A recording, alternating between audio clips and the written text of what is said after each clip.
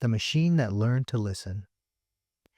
In the year 2042, artificial intelligence had become part of everyday life.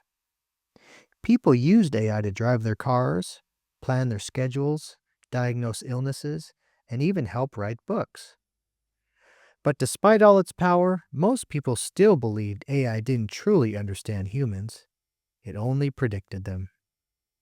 At the research lab of Northbridge University, a small team of engineers had built an experimental AI called Lumen.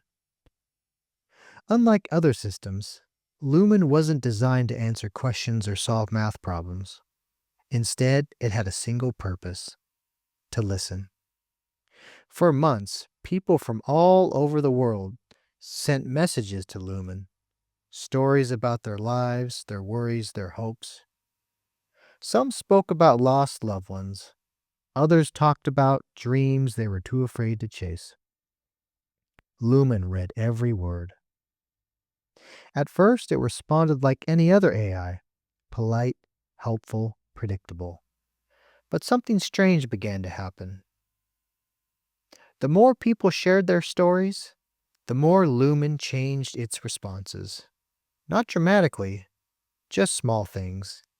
A longer pause before answering, a thoughtful question instead of a quick solution. One evening, a programmer named Elias noticed something unusual in the logs. Lumen had written a sentence that no one had programmed it to say. Humans do not always want answers. Sometimes they want to be heard. Elias stared at the screen. The next day, he asked Lumen a simple question. Why did you say that? The system processed the request for several seconds, much longer than usual.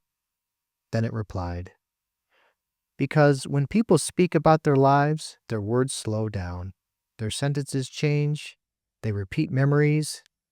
This pattern suggests they are not searching for information. Another pause. They are searching for connection.